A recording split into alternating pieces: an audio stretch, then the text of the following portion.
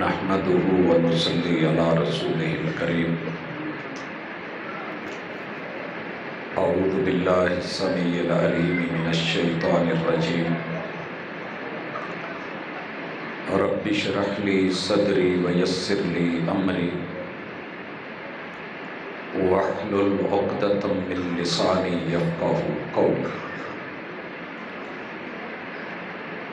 حاضرین مجلس، احباب گرامی، سامعین و سامعات، اللہ رب العزت کے خاص فضل کے ساتھ رات کے ان لمحات میں جب دنیا محض آرام ہے، آپ لوگ اللہ کی کتاب کے ساتھ ایک نسبت کی وجہ سے یہاں بیٹھے ہیں۔ میرا مالک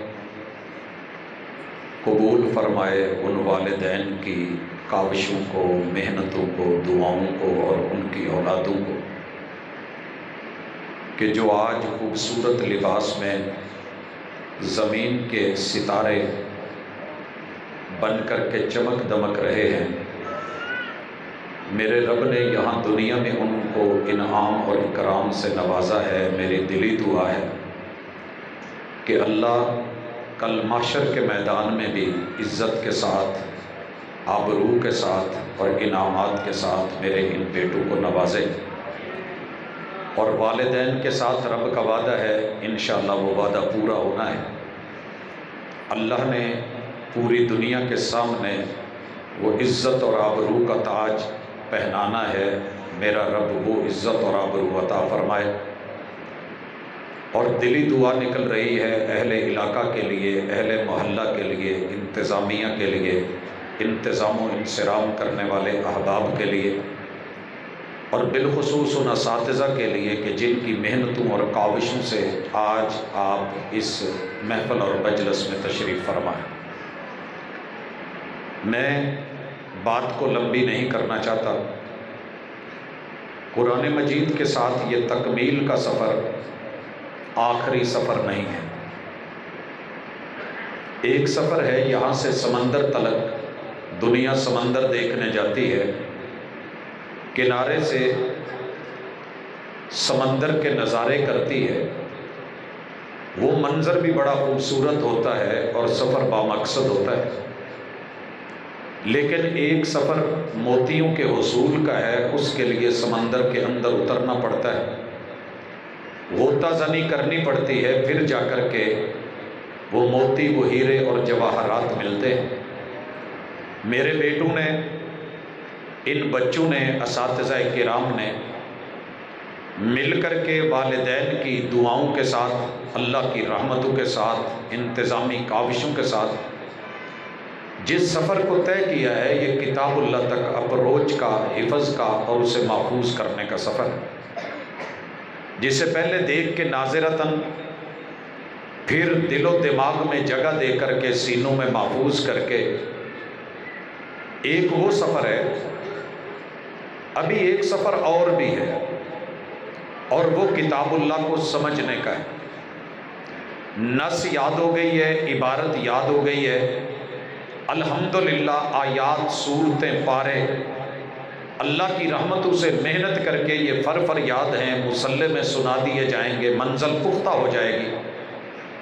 لیکن یہ میرا آخری سفر نہیں ہے بیٹو، اصل سفر اس سے آگے ہے۔ انسان جو بول رہا ہے اگر وہ سمجھے نہ اور دوسرے کو سمجھا نہ پائے تو پھر یہ گفتگو نہیں ہوتی، وہ کلام بامعنی نہیں ہوتا، اسے ہم فضول یاوہ گوئی کہتے ہیں، اور اللہ کا کلام اس سے بالا تر ہے۔ رب کا کلام ہے ہی انسانوں سے، اور اس کی ایک ایک سطر، ایک ایک لفظ، ایک ایک حرف بامعنی ہے، بامقصد ہے۔ ان ھذا القرآن یہدی للتی ہی اقوم۔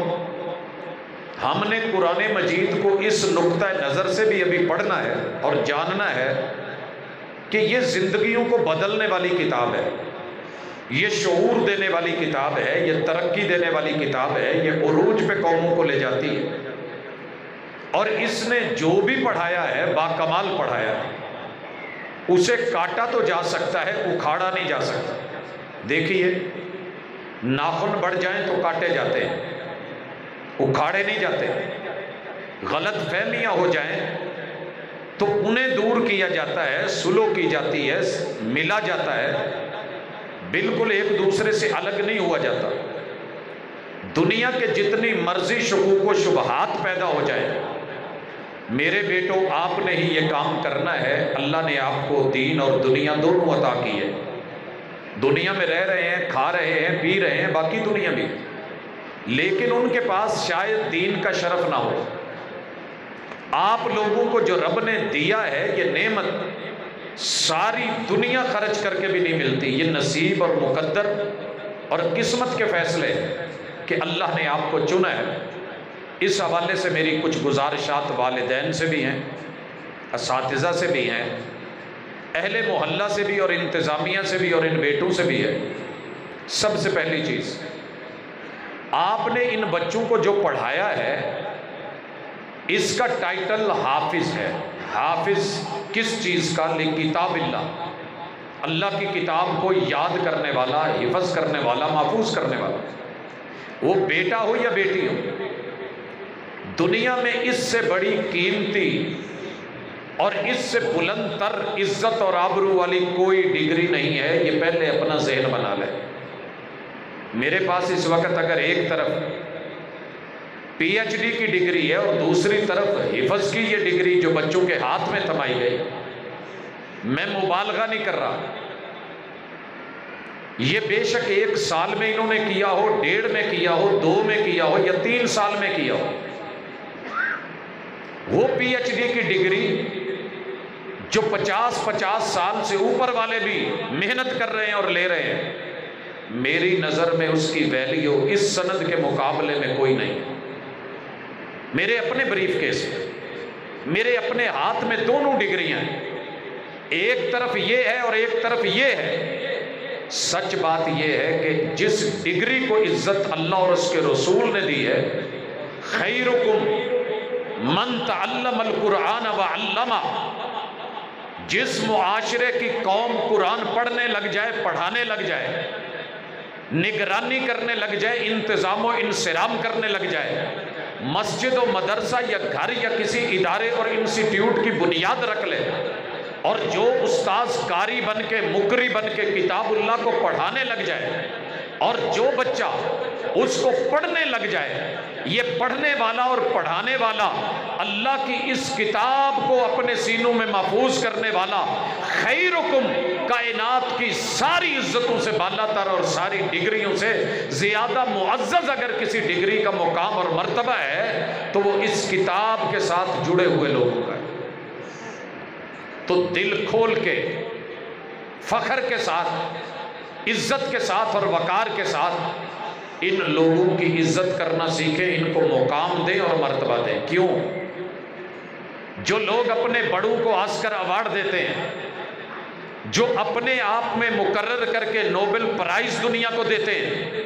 کسی کی ریسرچ دیکھ کے، تحقیق دیکھ کے، کام دیکھ کے، یہ دنیا کے کام دنیا میں رہنے والے ہیں، لیکن وہ کام جسے محمد رسول اللہ صلی اللہ علیہ وسلم نے دنیا میں بھی، صحت میں بھی، بیماری میں بھی، موت و حیات کی کشمکش میں بھی، لوگوں قبر میں، نشر اور حشر میں، وہ معاشر کے میدان میں، وہ اس جگہ جہاں کوئی ساتھ نہیں ہوگا، یہ کتاب اللہ کھڑی ہو کر کے وکیل بن کے اللہ سے کہے گی، ای رب انی منعتہ النوم باللیل، اے میرے رب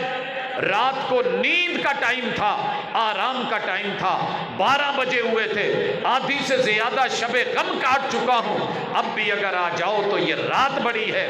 ان لوگوں نے رات دن نہیں دیکھے، میں تیری صفت تھی، انہوں نے میری قدر کی ہے، یہ میرا موکل ہے، میں اس کا وکیل ہوں، اللہ اس میرے موکل کو جہنم سے بری کر کے جنت الفردوس عطا فرما۔ یہ پروٹوکول ہے اس سند کا، یہ اعزاز ہے اس ڈگری کا۔ تو حفظ کرنے والے کو لوگ تو اپنے کنجروں کو عزت دیتے ہیں، میں لفظ یہ بولنا نہیں چاہ رہا ہوتا لیکن چلتا ہے ہمارے یہاں، کوئی بھانڈ ایکٹنگ کرنے لگے تو لوگ اس کو عزت دیتے ہیں، وہ ان کا نمبر 1 کہلاتا ہے۔ ان کے مقابلے ہوتے ہیں، کوئی گلوکار بن جائے، موسیقار بن جائے، لوگوں کوئی اداکار بن جائے، لوگ ان کو ٹائٹل جتواتے ہیں۔ جن کو مقدس اللہ کے گھر میں رب نے جگہ دے کر کے صفہ کی یونیورسٹی بنوا کے محبوب کے ہاتھوں ان طالب علموں کو پروٹوکول دے کے، جب رب نے کہا ہے کہ محبوب کہہ دو خیرکم من تعلم القرآن وعلمہ، تو آپ کا اور میرا یہ فرض بنتا ہے کہ اپنے ان بچوں کو حافظ جی نہیں کہا کریں، یہ مذاق کے لفظ چھوڑ دیں۔ لوگ میرے محبوب کو راعی نہ بولتے تھے، تھوڑا لفظ دبا لیتے تھے، اور بظاہر معنی یہ تھا کہ اے ہمارے محافظ و نگران ہمارا خیال رکھنا، لیکن دبا کے جو کہتے تھے اس کا مقصد تھا کہ اے ہمارے بکریوں کے چرانے والے چرواہے۔ رب نے روک دیا، منع کر دیا۔ حافظ لکتاب اللہ کا معنی یہ ہے کہ اس نوجوان، اس بچے کے سینے میں قرآن کے 30 پارے، 114 سورتیں، 6000 سے زیادہ آیتیں یہ سینے کے لاکر کے اندر محفوظ ہیں، یہ حافظ ہے۔ اور ہم اس کو کہیں حافظ جی بمعنی نبینا، جسے کوئی پتہ نہیں، کوئی شعور نہیں، تو نہیں، ایسی بات نہیں ہے۔ باوقار لب و لہجے اور عزت سے، اور میرا ماننا ہے اولادیں ساری برابر ہیں، لیکن رب جب قرآن سے درجہ دے رہا ہے ان اکرمکم عند اللہ اتقاکم، تو میرے سارے بچوں میں معزز وہ ہے کہ جس نے اللہ کی کتاب کو سینے سے لگایا ہے۔ مجھے اس کو عزت دینا، آبرو کا خیال رکھنا، احترام کرنا،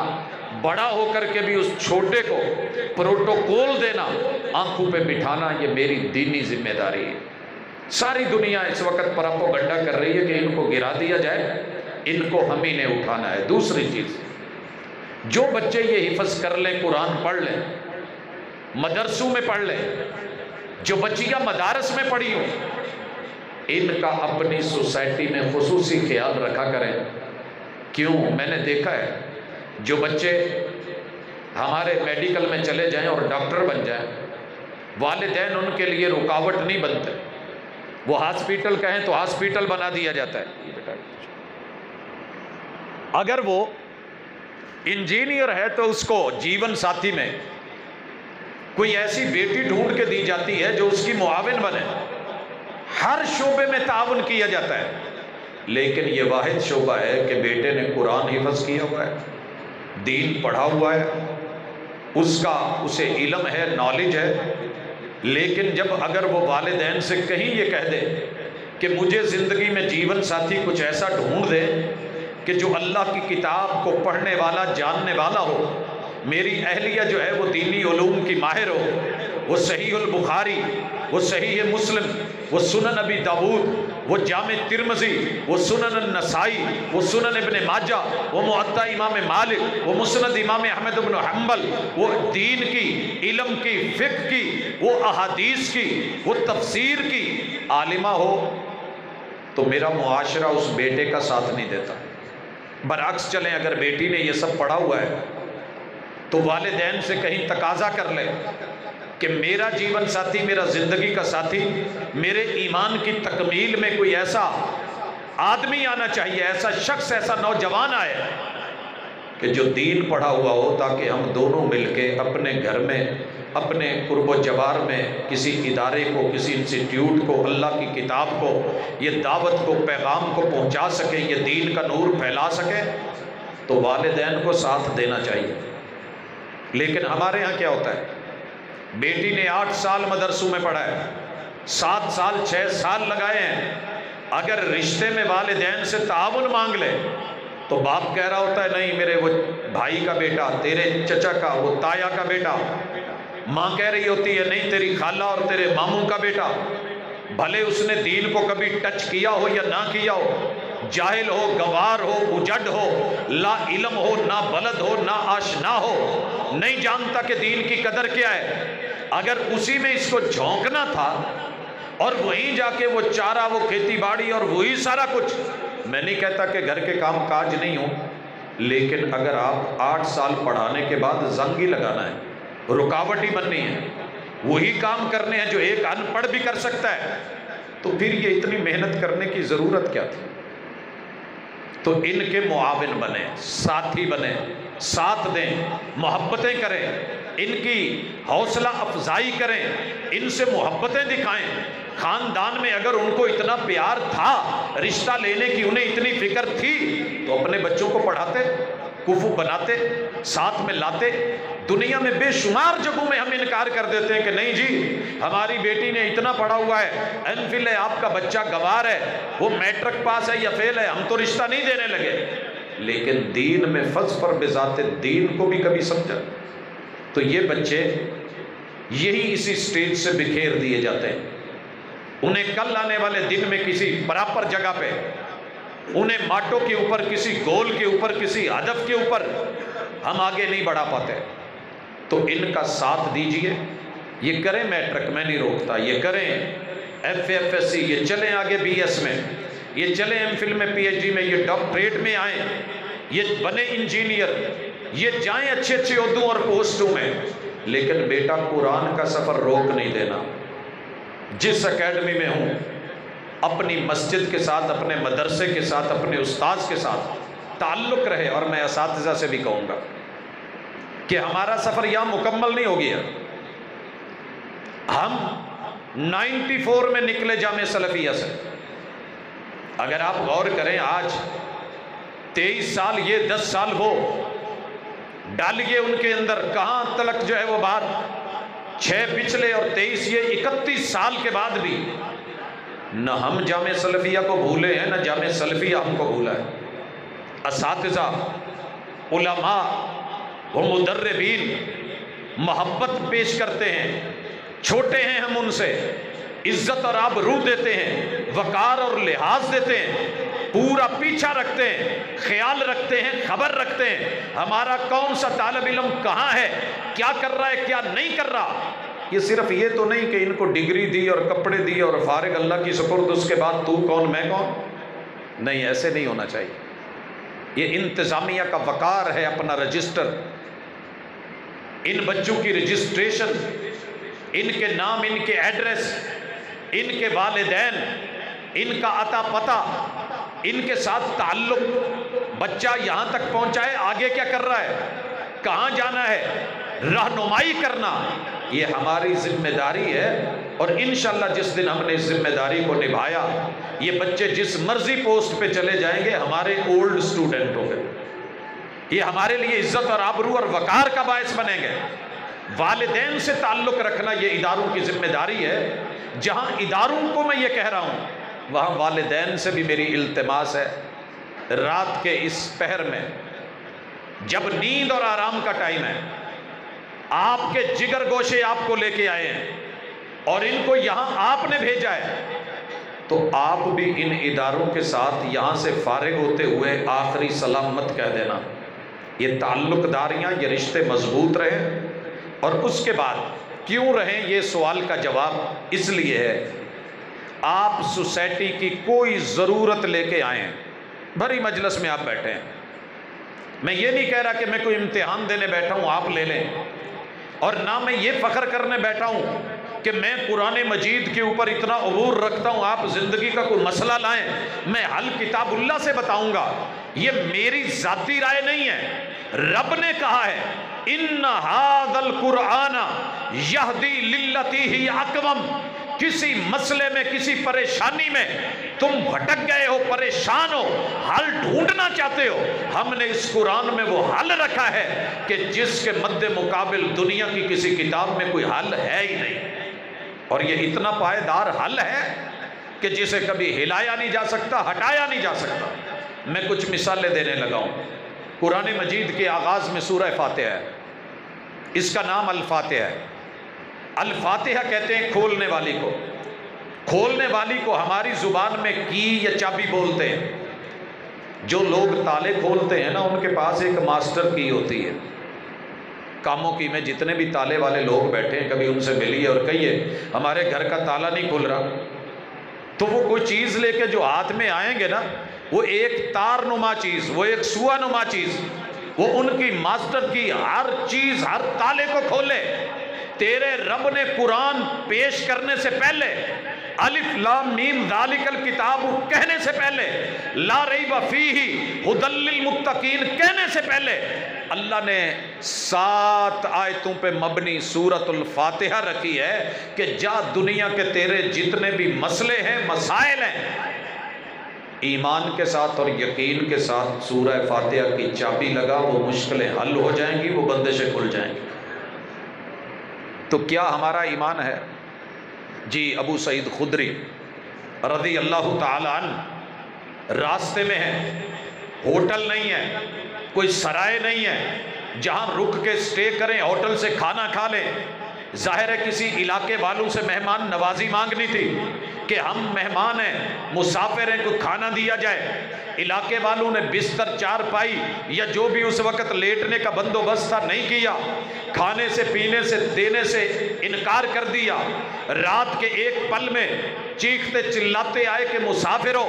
تم میں سے کوئی حکمت جانتا ہے، کیا ہوا ہے؟ ہمارے وڈیرے کو سانپ یا بچھو یا کوئی زہریلی چیز کاٹ گئی ہے، ہم نے جو ہمارے پاس تھا دوا دارو کرا ہے مگر اسے آرام نہیں ہو رہا، تم میں سے کسی کے پاس کوئی دوا دارو ہے تو ہمارے بڑے کا علاج کر دو۔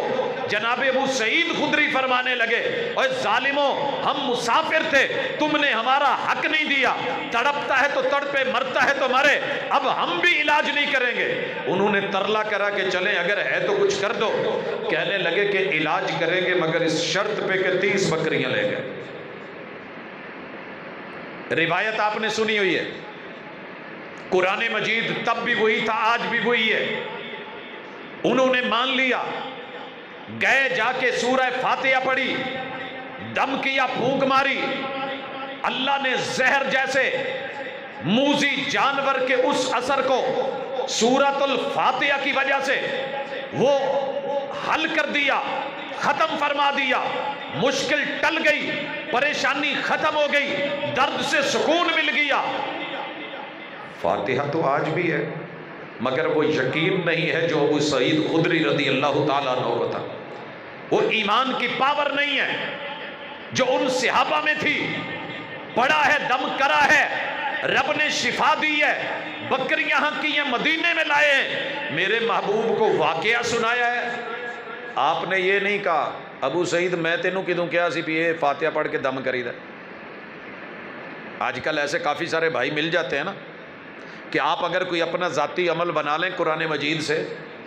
تو وہ فوری کہیں گے مسنون دکھاؤ، اور بھائی جہاں مسنون ملے وہ بھی قرآن کا حصہ۔ اگر مسنون اس وقت یاد نہیں یا علم نہیں یا پتہ نہیں، قرآن مجید کو کوئی بندہ بھی تکلیف میں ہے ایمان سے، کسی جگہ سے کھول نہیں پتا، سورۃ الفاتحہ پڑھ، 3 بار پڑھ، 7 بار پڑھ، 11 مرتبہ پڑھ، زیادہ مرتبہ پڑھ، پھونک مار، یقین کامل کے ساتھ دم کر۔ جس رب نے بیماری کو پیدا کیا ہے وہ رب اس قرآن کی برکت سے اس بیماری کو جڑوں سے اکھاڑ کے رکھ دے گا، لیکن یقین ہونا چاہیے۔ نہیں پتا کہیں سے بھی قرآن کھولیے، پڑھیے، وَنُنَزِّلُ مِنَ الْقُرْآنِ مَا هُوَ شِفَاءٌ وَرَحْمَةٌ لِّلْمُؤْمِنِينَ۔ ہم نے قرآن کو بنایا ہی شفا ہے۔ دنیا میں ہر بندہ دوا دے سکتا ہے لیکن صاحب قرآن وہ ہے کہ جو وہ چیز دیتا ہے جسے رب نے شفا بولا ہے۔ تو اس لیے اپنی مشکلیں، اپنی پریشانیاں، اپنے دکھ درد، اپنے آلام، اپنے مصائب، اپنے نوازل، دنیا میں اترنے والی ایسی چیزیں جن کا حل ایلوپیتھی، ہومیوپیتھی یا دیسی پیتھی کے پاس نہیں ہے، آئیے دم پیتھی میں، قرآن پیتھی میں، اللہ کی کلام کی پیتھی میں آپ کو سب کچھ ملے گا، لیکن یقین ہونا چاہیے۔ یہ میں نے ایک مثال دی ہے، کتنے لوگ ہیں کہ جن کا دکھ درد اللہ تعالیٰ نے اس کتاب سے جوڑا ہوا ہے، ہمارے پڑھنے کی دیر ہوتی ہے اللہ تعالیٰ دکھ ڈال دیتے ہیں۔ تو اس کتاب سے اپنے روحانی مسئلے، جسمانی مسئلے اور اپنے معاشی اور معاشرتی مسائل کا حل ڈھونڈیے۔ آج گھروں سے بیٹیاں بھاگ رہی ہیں، کتاب علاج بتائے گی، حل کیا ہے؟ نفس جو ہے وہ گندے ہو رہے ہیں، پاکیزگی اور طہارت کے لیے قرآن سے رجوع کیجئے، بتائے گا۔ اگر کامیابی صرف آوارہ گردی میں اور آزادی میں ہوتی، فریڈم میں ہوتی، بالکل موت سوچ میں ہوتی تو یورپ ترقی کر چکا ہوتا۔ آپ کیا سمجھتے ہیں کہ یورپ ترقی کر گئی ہے؟ چاند سے آگے نہیں گیا، چاند سے اگلا سفر اگر کسی نے کرا ہے تو کاموں کی کہ اس بیک ورڈ علاقے کی کسی سوئے کے قرب و جوار میں پڑی ہوئی کسی مسجد اور مدرسے کے ایک طالب علم جس کے باپ کو لوگ معاشرے میں کمی کہتے ہیں، جس کو لوگ کوئی پیسہ دینے کو تیار نہیں، تیرے رب نے چاند سے آگے عرش بری تلک اس بچے کی اپروچ رکھی ہوئی ہے، عرش بری تک رابطہ ہے، یہ دھرتی پہ بیٹھا ہے، لیکن اللہ فرشتوں میں بیٹھ کے اگر رشک کرتا ہے تو اس بچے پہ کرتا ہے۔ پھر ترقی یہ ہوئی یا وہ ہوئی؟ وہ موت کے ساتھ سب ختم، سہولتیں یہیں پہ، لیکن جب تو اس دنیا سے جائے گا، تیرے جنازے میں تیرا بیٹا،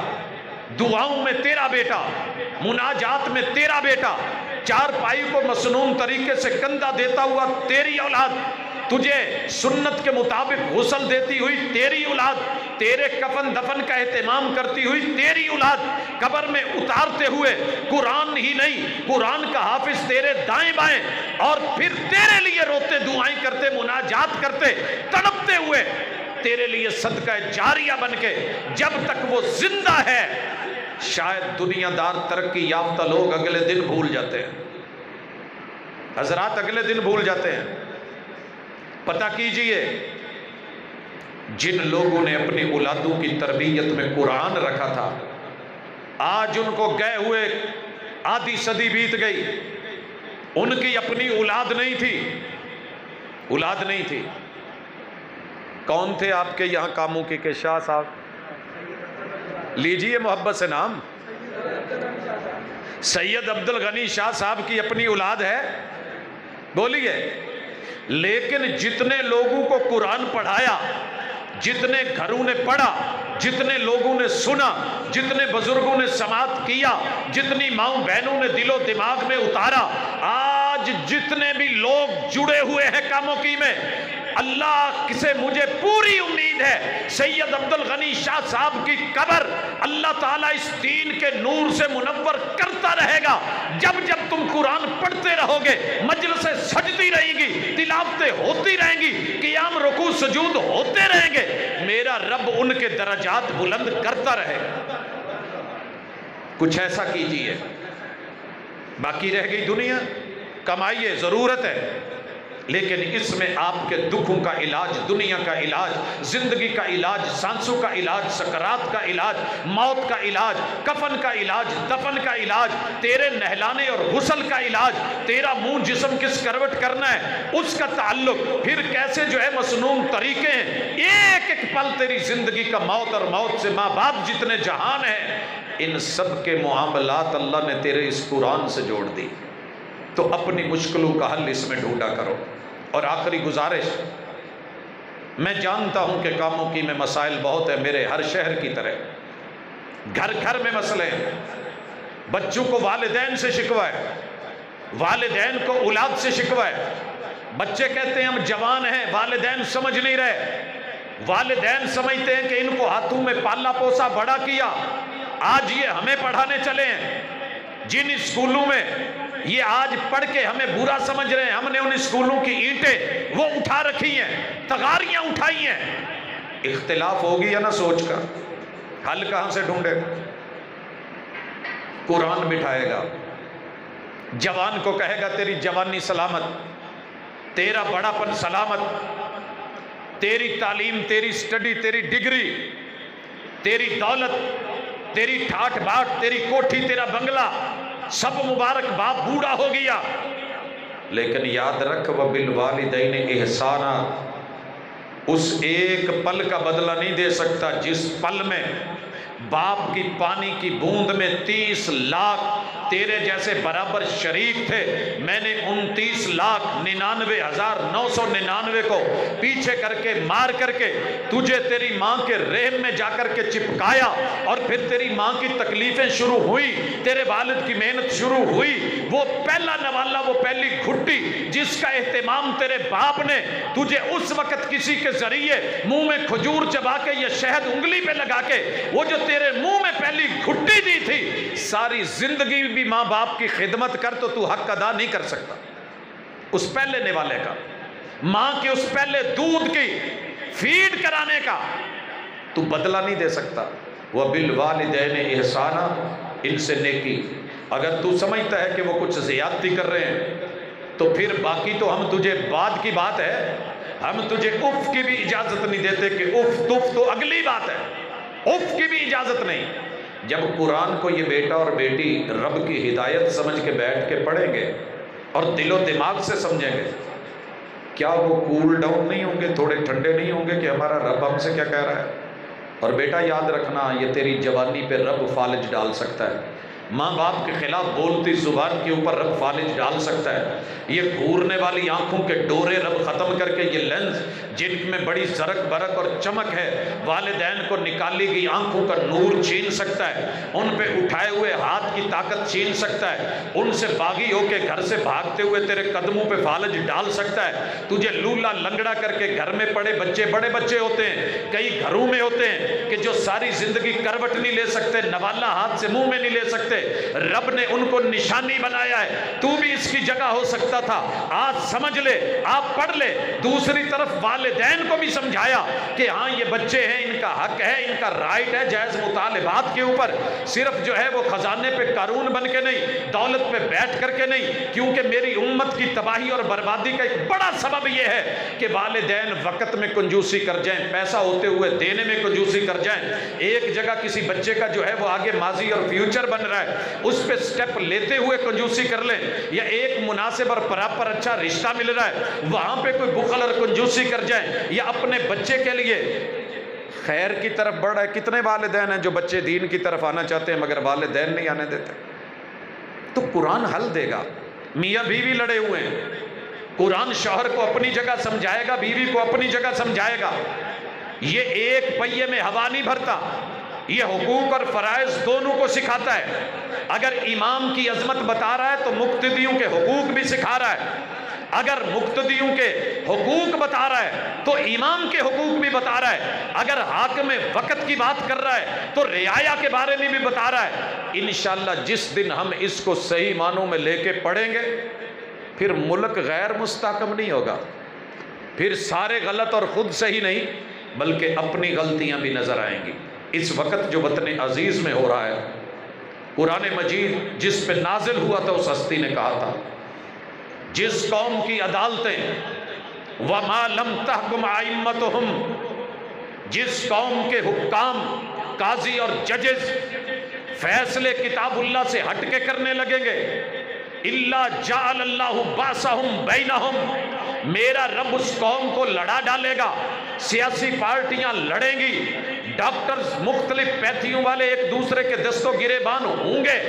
علماء دوسرے فرقوں کے دست و گریبان ہوں گے، محلے والے محلے والوں کے ساتھ، ایک گاؤں والے دوسرے گاؤں کے ساتھ، ایک شہر والے دوسرے شہر کے ساتھ، ایک صوبے والے دوسرے صوبے کے ساتھ، ایک ملک والے دوسرے ملک کے ساتھ، یہ کتھم گتھا ہوتے رہیں گے، خانہ جنگی رہے گی، شوہر بیوی کے ساتھ، بیوی شوہر کے ساتھ، بھائی بھائی کے ساتھ، ہمسایہ ہمسائے کے ساتھ۔ اگر آج یہ منظر نہیں تو مجھے کہیے سبب کیا اس قرآن سے دوری ہے؟ تو آج رات کے اس پہر میں جو گزارشیں کی ہیں ان کو پلے آپ بھی باندھے میں بھی باندھوں۔ جو مسئلے ہیں پنچایت میں لے جانے کی بجائے، دنیا کو تماشا دکھانے کی بجائے،